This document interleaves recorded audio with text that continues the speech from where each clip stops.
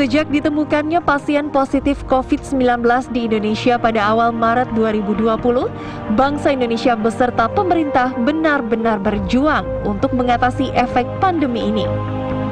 Untuk lepas dari pandemi dan mempersempit penyebaran COVID-19 ini, pemerintah telah menerapkan berbagai kebijakan, mulai dari keharusan menggunakan masker, penerapan protokol kesehatan, hingga aturan pembatasan sosial berskala besar di beberapa wilayah yang kini mulai masuk dalam pembatasan sosial fase transisi. Meski jumlah pasien positif COVID-19 terus bertambah, namun optimisme untuk bisa mengatasi efek pandemi ini tak pernah berubah. Kemajuan dalam mengatasi efek pandemi terus disampaikan pemerintah. Salah satunya ketika Presiden Joko Widodo memperlihatkan pencapaian pemerintah untuk mengatasi efek COVID-19 ini. Salah satunya dengan kemajuan produksi vaksin.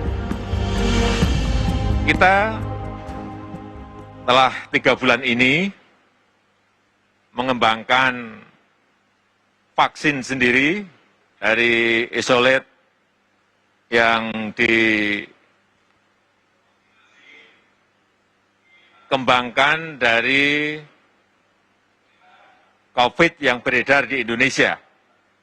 Kita harapkan vaksin merah putih ini juga akan segera selesai dan diperkirakan ini akan bisa diselesaikan nanti di pertengahan tahun 2021. Lantas bagaimana langkah pemerintah menumbuhkan optimisme di tengah pandemi, apalagi seiring dengan peringatan kemerdekaan Republik Indonesia yang diperingati pada 17 Agustus mendatang? Dan sampai kapan efek pandemi ini akan dirasakan masyarakat? Tim TV One mengabarkan.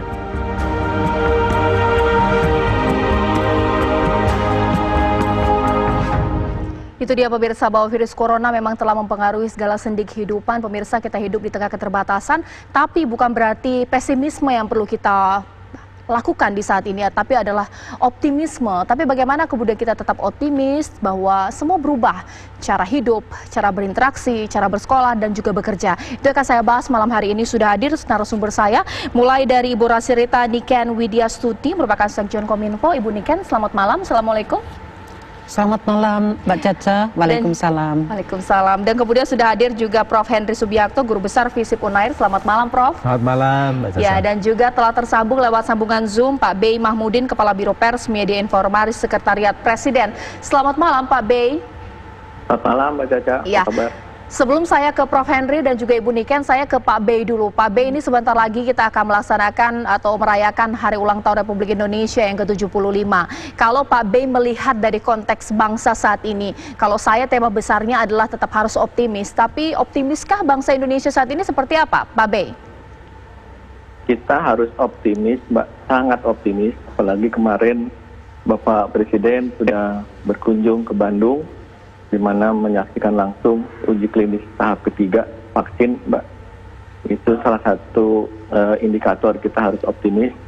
Dan juga pemerintah juga telah memberikan berbagai macam bantuan untuk masyarakat, Mbak, yang memerlukan.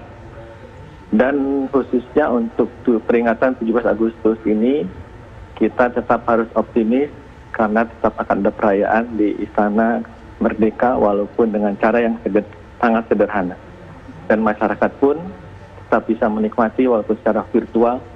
Dan kami mengundang sebanyak 17.845 undangan untuk hadir secara virtual. Dan yang lebih unik lagi justru saat pandemi ini akan dihadiri juga dan disaksikan oleh para saudara-saudara kita perwakilan di KBRI di seluruh negara ini, Pak. Itu jadi kita harus optimis justru.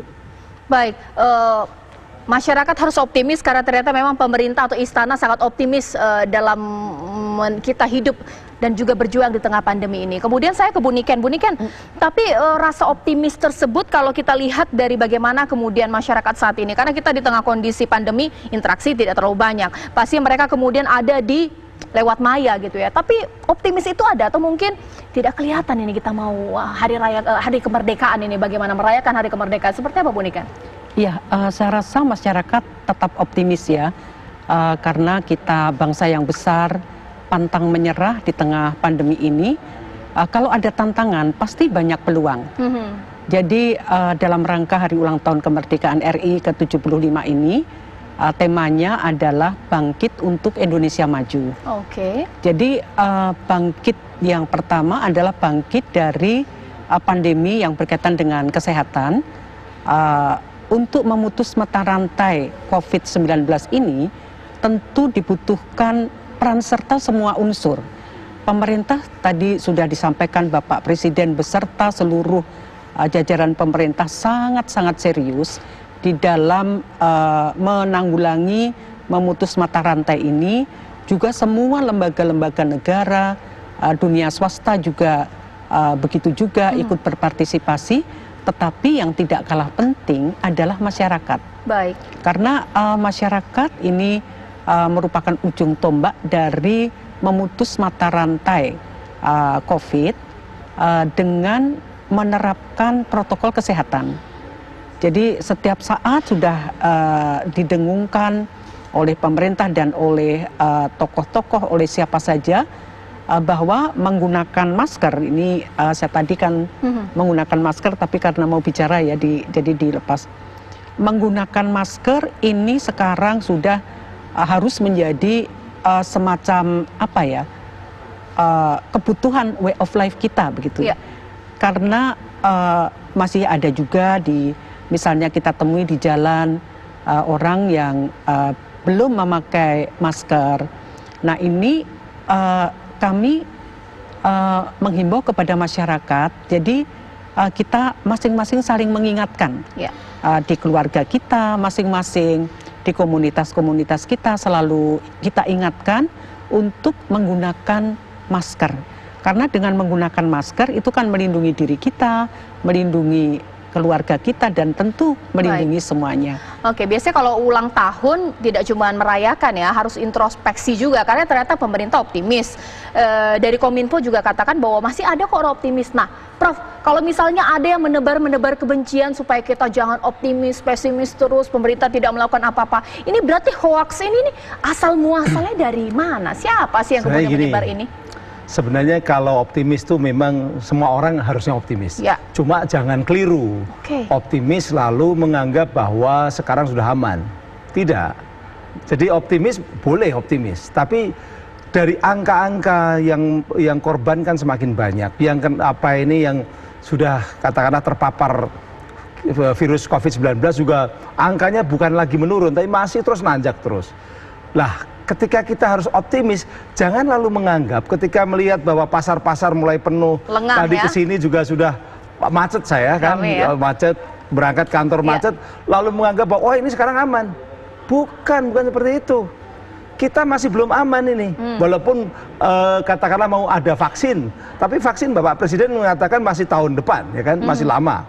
Artinya kita boleh optimis tapi tidak lengah. Tadi Bu Niken betul bahwa harus tetap menjaga protokol kesehatan. Tapi menghasut, bikin hoax juga nggak boleh ya, meragukan pemerintah. Selama ini kalau orang bikin hoax itu biasanya ya yang dianggap kuat itu kan teori konspirasi. Ya. Saya mau tanya, teori konspirasi mana yang dibenarkan oleh lembaga-lembaga ilmiah di dunia maupun di Indonesia? Misalnya kampus yang mengatakan ini teori konspirasinya, referensinya ini atau ahli ini, nggak ada. Mau kampus, mau para dokter, mau rumah sakit, mau WHO, tidak ada yang membenarkan konspirasi. Tetapi konspirasi itu secara logika kadangkala memang, bener ya. Tapi itu terjadi di berbagai negara dan ternyata memang hal seperti itu tidak menambah semakin baik. Nyatanya di Amerika saja yang banyak itu hoax seperti itu ya. Ada. Di Amerika saja udah ratusan ribu yang meninggal, yang kena sudah jutaan. Apakah ini konspirasi sampai mengorbankan jutaan orang? Ya. Itu yang tidak terjadi. Tapi kalau Bu Niken itu sebenarnya setiap hari berarti hasutan-hasutan itu memang terus muncul dan diproduksi itu. Bisa diketahui ternyata tujuannya apa sih sebenarnya? Ya, orang membuat hoax itu pasti ada tujuannya ya. Ya. Tujuannya yang pertama ya ada kepentingan di mereka Tapi kita tidak tahu kepentingan pribadi mereka, apakah itu kepentingan ekonomi atau kepentingan politik atau kepentingan yang lainnya, kita tidak tahu. Tapi memang berdasarkan data-data yang ada pada kami, hoax yang khusus untuk pandemi ini mulai akhir Februari sampai dengan akhir-akhir ini itu lebih dari 1.000 jenis hoax. Bayangkan kalau satu hoax saja menyebar ke ribuan, ratusan ribu atau jutaan orang, kalau 1.000 hoax itu kan membuat masyarakat menjadi bingung. Nah, disinilah kita harus bijak menggunakan media sosial. Informasi di media sosial itu belum tentu benar. Kita harus menyaring, memilih, memilah semua informasi itu. Oke, Pak Bey, tapi lantas bagaimana kemudian langkah dari Istana buat menangkal ya Pak ya serangan-serangan hoax yang justru malah mendiskreditkan kinerja di pemerintah yang saat ini tadi bahwa optimis, tetap terus kerja keras. Bagaimana Pak Bey? Ya, pemerintah kan sudah membangun dan juga membuat komite, komite penanganan COVID dan pemulihan ekonomi nasional. Juga telah banyak bantuan sosial yang telah diberikan kepada masyarakat. Nah, jadi dari situ bisa juga dilihat berapa banyak bantuan diberikan dan itu memang sudah benar dilakukan. Memang dalam suasana seperti ini, Mbak, kita harus optimis, tapi juga harus melakukan adaptasi kebiasaan baru. Betul tadi bahwa kita optimis tapi juga jangan lengah. Dan memang inilah suasana yang kita hadapi saat ini. Kita harus adaptasi kebiasaan baru. Nah, jadi apapun yang kita lakukan adalah untuk penanganan COVID, juga ekonomi nasional ini bisa dibuktikan juga di masyarakat ini, Mbak. Oke, nah ini melawan wabah memang Bu Niken dan juga Prof gak bisa sendiri. Kalau kita sendiri mungkin kita tidak bisa berjuang melawan wabah ini. Nah, bagaimana kemudian kita bisa bersatu, bahu-membahu, bagaimana kemudian kita bisa membangkitkan bangsa kita di ulang tahun ke-75. Nanti sesaat lagi saya akan bahas usai jeda berikut. Berjuang melawan corona memang tidak bisa sendiri, kita harus bersatu padu pemirsa. Dalam hal apa? Dalam hal saling tebar pentingnya patuhi protokol kesehatan. Masa harus dirazia dulu baru patuh? Nah, ini Bu Niken, padahal Kominfo sudah berkali-kali ya untuk sosialisasi protokol kesehatan, tapi masih ada saja yang belum mengerti dan belum patuhi. Kenapa ini Bu? Ya, ini kesadaran masyarakat ya. Kesadaran masyarakat, kadang-kadang mereka mungkin malas menggunakan masker, ya dengan berbagai alasan mereka masing-masing, tetapi kami tetap tidak pernah lelah untuk menghimbau masyarakat daripada kena razia seperti tadi, harus push up, harus nyapu pasar, kemudian ada juga yang membayar uang. Nah, lebih baik dari rumah itu kita sudah menyiapkan masker. Jadi ini memang betul-betul butuh kesadaran kita. Menggunakan masker itu kebutuhan kita, bukan karena instruksi pemerintah, tapi karena kita yang butuh. Nah, kalau kita butuh, kalau ada orang yang nggak menggunakan, maka kita ingatkan untuk menggunakan masker. Sesuatu yang sama sekali nggak berat ya, untuk menyediakan masker kita bisa buat sendiri atau membeli bahan dari kain yang seperti ini. Nah, itu maka dari itu kami mohon dengan sangat kepada masyarakat untuk betul-betul mematuhi protokol kesehatan, pakai masker, cuci tangan pakai sabun dan menjaga menjaga jarak, physical distancing itu. Oke, nah sekarang saya ke Pak Bey dulu. Pak Bey, mengenai protokol kesehatan kan semua sudah diatur, ada peraturannya juga yang dikeluarkan oleh Presiden juga. Tapi kan ini juga persoalan contoh, ini bagaimana kemudian pejabat-pejabat negara juga memberikan contoh yang baik juga Pak, sehingga kemudian masyarakat semuanya yang mencontoh para pejabat negara protokol kesehatan tak perlu dihukum dulu baru kemudian mereka patuh. Iya, Mbak. Jadi Bapak Presiden sudah memberi contoh menggunakan masker, bahkan kemarin menggunakan masker, menggunakan face shield, juga menjaga jarak, dan juga di istana sendiri juga sudah sangat ketat, Mbak, menjalankan protokol kesehatan. Artinya pertama mungkin masyarakat mesti tahu dulu kenapa harus menggunakan masker. Itu tadi sampaikan Bu Niken bahwa kesadaran masyarakat memang masih bervariasi, ada yang sudah sadar, ada yang belum.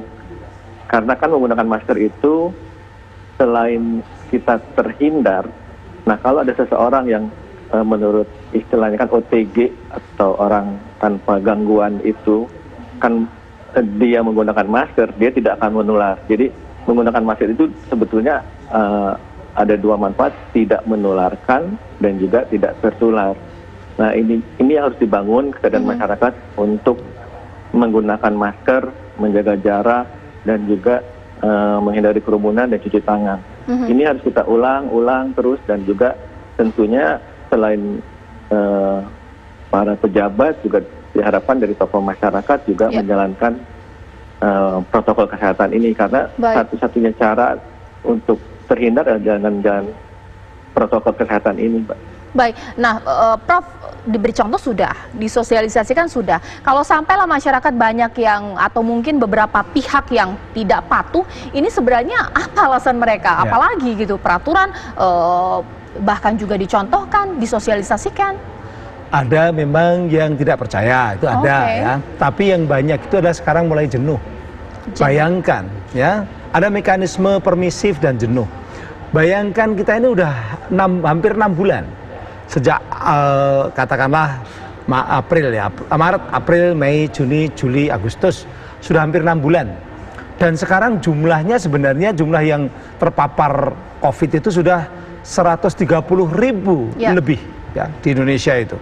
Yang meninggal sudah hampir 6.000, 5.900 something gitu. Ini menurut angka yang cukup besar, walaupun mungkin kalau di urutan dunia kita masih di tengah gitu ya. Ini serius sekali. Tapi ketika masyarakat itu kemudian sudah lama, udah 5 bulan lebih atau hampir 6 bulan, kemudian lihat teman-temannya kok banyak yang nggak pakai masker atau banyak berkerumun, sikap sosial masyarakat itu biasanya sangat tergantung juga dari setting sosial atau lingkungan. Jadi kalau saya melihat bahwa teman-teman saya nggak pakai, lama-lama saya juga nggak pakai, gitu kan. Tapi kalau semuanya tertib. Nah, memang ini perlu contoh, tapi juga perlu kadang-kadang perlu ada katakanlah penegakan hukum ya, seperti yang dilakukan tadi saya lihat di Sidoarjo, di Cimahi. Cuma memang akan lebih bagus kalau ada kesadaran seperti yang disampaikan sama Ibu Niken tadi kan. Karena apa? Karena ini untuk kita semua. Kalau kita pakai masker, itu berarti bukan hanya melindungi saya secara pribadi dan orang lain hanya takut, bukan. Melindungi keluarga. Hanya orang yang tidak sayang pada anaknya, tidak sayang sama keluarganya yang nggak pakai masker. Karena dia ketika keluar, nggak pakai masker, dia kena, maka anak keluarganya kena. Kan itu sebenarnya kan. Cuma memang tadi, macam-macam yang namanya perilaku itu dipengaruhi oleh macam-macam, terutama tadi lingkungan dan juga kadang-kadang kejenuhan, terus kemudian lupa. Banyak orang itu lupa, yang nggak pakai masker hanya lupa. Nah itu yang kemudian terakumulasi, makanya tidak boleh bosan pemerintah, masyarakat, termasuk media nggak boleh bosan memberitakan. Karena saya lihat media juga sudah mulai lebih suka pada isu-isu yang lain gitu kan. Nggak boleh memberitakan, nggak main-main loh ya, udah hampir 6.000 loh yang meninggal di Indonesia.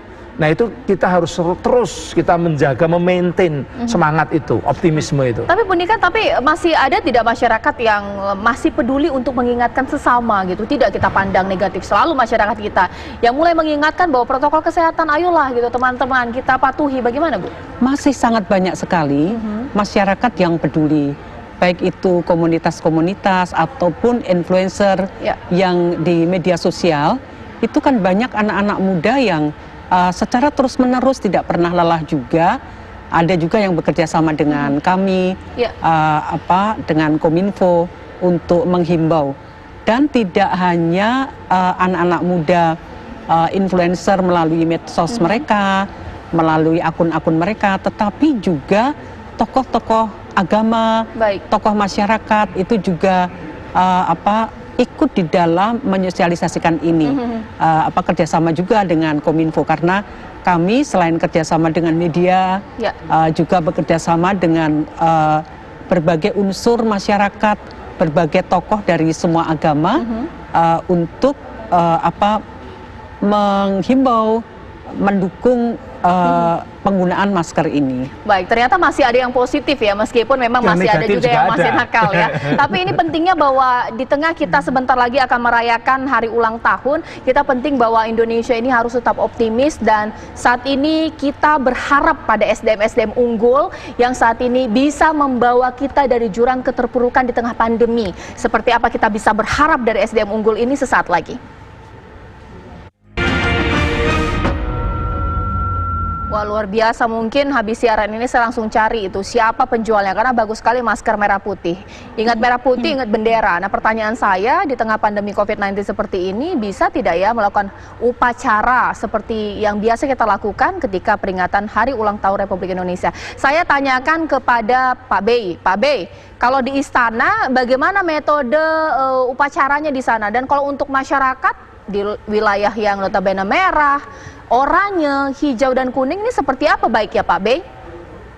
Baik Mbak, di istana tetap dilaksanakan upacara walaupun dengan sangat ekstrim.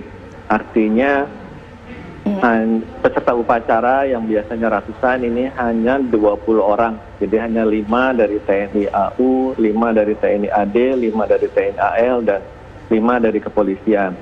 Kemudian 1 komandan upacara, dan yang hadir adalah yang mempunyai peran. Jadi Ketua MPR adalah yang membacakan teks proklamasi dan Menteri Agama yang membacakan doa. Kemudian tentu Presiden dan Ibu Negara hadir, Bapak Wakil Presiden dengan Ibu Ma'ruf Amin, dan juga para Ketua Lembaga Tinggi Negara dan Panglima TNI dan Kapolri. Jadi yang hadir hanya sekitar 14 orang, Mbak. Jadi bisa dibayangkan yang tadinya puluhan ribu, 10.000 biasanya hadir di istana itu, sekarang hanya ada di lapangan hanya ada 20 orang, dan di mimbar kehormatan hanya ada 14 orang. Nah, di daerah bagaimana? Tentunya di daerah ada yang zona hijau, zona kuning, zona oranye, dan zona merah. Pertama tentu protokol kesehatan, dan juga tetap dilaksanakan secara minimal. Hampir sama Mbak, paski braka di istana itu hanya 3 orang, hanya ada pengibar bendera langsung, jadi bendera juga sudah dipegang oleh pengibar bendera Mbak, tidak ada penyerahan bendera dari Bapak Presiden. Nah juga di daerah pun seperti itu. Nah nanti pada saat di istana dilakukan upacara detik-detik proklamasi, di daerah pun kami telah menghimbau kepada semua daerah, ya kepala daerah, Mbak, Gubernur, Bupati, Wali Kota untuk mengikuti secara virtual.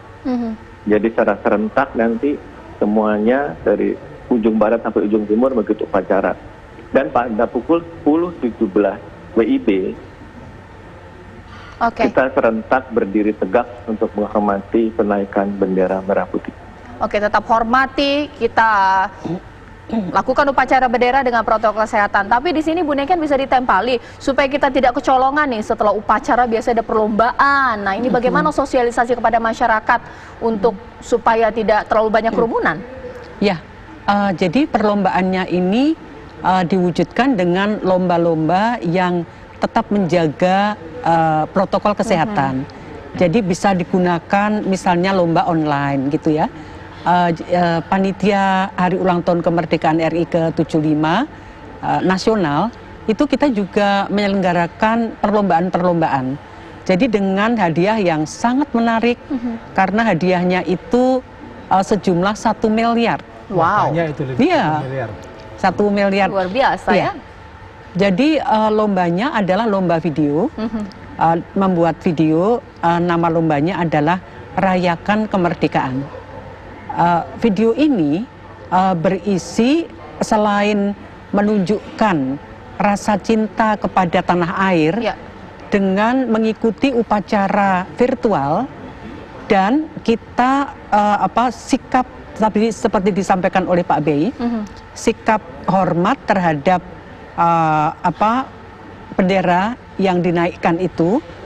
Kemudian juga di dalam video itu tercermin suasana masyarakat yang menjaga protokol kesehatan, tetapi mereka ada rasa gotong royong misalnya mulai dari membuat gapura, dan setelah itu kebersihan lingkungan itu harus tercermin di dalam video itu. Ya. Nah, jadi ada nilai-nilai kebersamaan dalam keterbatasan, tetapi juga ada nilai-nilai kegotong royongan dan nilai nasionalisme. Karena menunjukkan cinta tanah air tentu tidak harus mengadakan lomba-lomba seperti yang tahun-tahun lalu ya, tetapi dengan lomba video ini betul-betul kita mengundang masyarakat untuk ikut berpartisipasi, dan sekarang ini kita lakukan sosialisasi. Silahkan masyarakat bisa merekam aktivitas penghormatan terhadap bendera merah putih, kemudian dibuat video. Nah, lomba ini akan kami dari panitia, panitianya adalah dari Kementerian Pariwisata dan Ekonomi Kreatif. Jadi silahkan dikirimkan mulai tanggal 18 sampai tanggal 24. Kemudian nanti akan diadakan penjurian, dan tanggal 1 sampai tanggal 6 itu ada voting dari netizen. Tanggal 7 kita umumkan, dan ini rencananya nanti pemenangnya ini bisa video conference dengan Bapak Presiden, itu rencananya seperti itu. Prof, ternyata bahwa ini di tengah pandemi kita jangan kemudian bersantai-santai, banyak cara untuk kita tetap lakukan hal yang positif, meskipun memang sekarang eranya di rumah, semua kerja, sekolah, semua di rumah. Istilahnya kaum rebahan ini doing nothing, tidak melakukan apa-apa. Kita selama 6 bulan ini, supaya bagaimana kemudian caranya ini? Sebenarnya kan bisa saja kita kalau mau aktif ya, tadi bikin video. Video itu kalau kita upload di YouTube juga bisa jadi YouTubers kan. Kalau bikin rekaman-rekaman suara, podcast di Spotify dan sebagainya. Artinya ada. Bahkan di tempat saya itu di kampung saya, itu ibu-ibu itu sekarang pada rajin pada jualan online di WA Group RW. Jadi jualannya malah cuma di WA Group loh. Tapi ternyata lumayan juga, ada yang beli ini, beli itu. Saya juga termasuk korbannya yang sering beli gitu loh. Artinya hal-hal seperti itu kalau terjadi dalam konteks masyarakat kabupaten, kota atau sampai provinsi bahkan Indonesia, kan itu menggerakkan ekonomi kerakyatan. Gitu. Sepakat seperti itu Pak B ya, bahwa dikatakan bahwa permasalahan perekonomian ini justru kita manfaatkan untuk mencari-cari celah untuk membangkitkan lagi perekonomian Indonesia. Ini justru dari kita nih, masyarakat Indonesia. Dijawab Pak B sesaat lagi, usai jeda berikut di Apa Kabar Indonesia Malam. Ya, kemudian saya kembali bertanya kepada Pak B. Pak B, di tengah permasalahan ekonomi ini saat ini banyak masyarakat yang menjerit karena kondisi perekonomian serba sulit, tapi ternyata masih banyak yang bisa kita lakukan Pak B secara positif untuk kembali menaikkan lagi nih kondisi perekonomian bangsa. Seperti apa Pak B? Ya, tentunya kita harus tidak putus asa ya Mbak. Jadi kalau seperti kata Bapak Presiden, kita harus menghadapi krisis ini dengan cara-cara luar biasa, dengan cara-cara yang tidak biasa. Artinya apa? Kita harus terus berpikir, kita harus melakukan inovasi dan berkreatif untuk supaya bangkit, Mbak. Jadi kita ambil contoh, kita sebagai bangsa Indonesia ternyata dalam kondisi krisis ini berhasil membuat alat PCR test, juga bahkan ventilator juga bisa berhasil kita buatkan, sampai juga vaksin merah putih.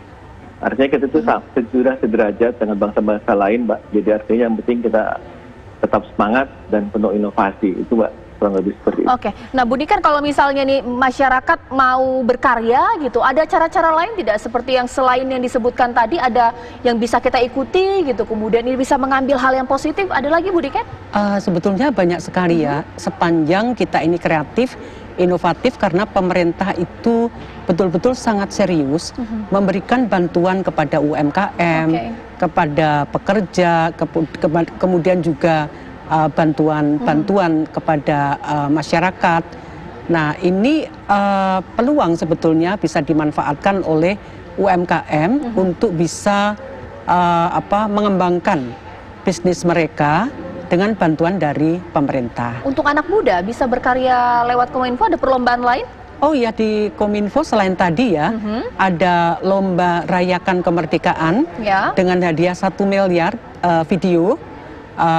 boleh diunggah atau di download atau bisa dilihat di website HUT RI 75, di websitenya Kementerian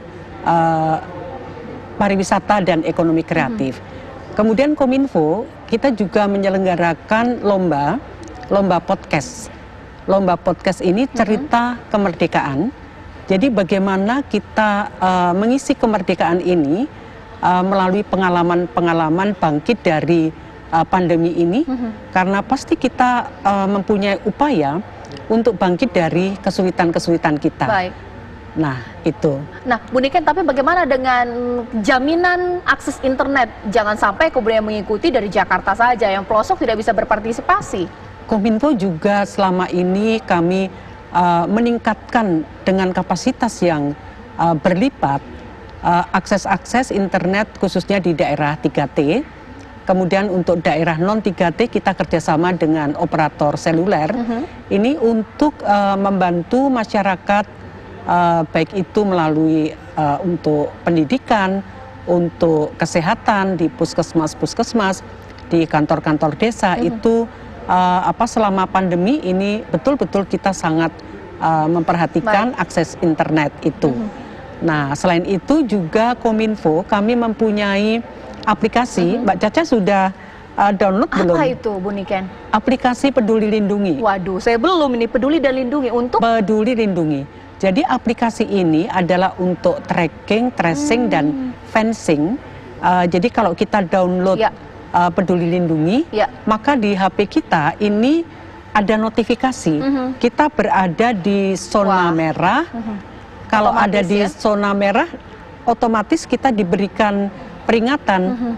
Anda berada di dekat penderita COVID. Silahkan segera bergeser atau berpindah ke tempat yang lebih aman. Saya punya loh, Mbak. Saya juga download. Ini merah dari sini. Saya belum. Daerah sini merah ini. Oke, berarti kita harus berjauhan. Jadi Prof, intinya bahwa kita tidak boleh pesimis. Padahal ini memang eranya serba kesusahan, serba sulit. Harus optimis seperti itu? Harus optimis. Optimis itu adalah doa kebaikan. Husnuzon istilahnya begitu. Itu juga energi positif. Kalau kita belum sudah tidak pesimis atau pesimis tidak optimis, pesimis atau suudon terus, itu doa yang buruk bagi kita dan negara ini. Makanya harus optimis. Apalagi ya kalau kita lihat fakta-faktanya. Kontraksi ekonomi di negara-negara lain itu jelas ada yang lebih dari 2 digit. Baik. Indonesia kuartal kemarin 5 tapi hanya 1 digit, hanya 5,2. Ini diharapkan memang akan naik, sudah akan menjadi 0,5% naik pertumbuhan. Artinya dibandingkan dengan negara tetangga pun banyak yang lebih buruk dari Indonesia. Nah, ini berarti harus optimis. Ya, ini ternyata di tahun ini kita memaknai hari kemerdekaan, rasa merdeka ternyata merdeka dari rasa pesimis, tapi kita harus optimis bagaimanapun caranya di tengah keterbatasan. Saya Caca Anissa menutup Apa Kabar Indonesia Malam untuk hari ini. Terima kasih, selamat malam, sampai jumpa. Terima kasih Bu Niken, terima kasih Prof Henry.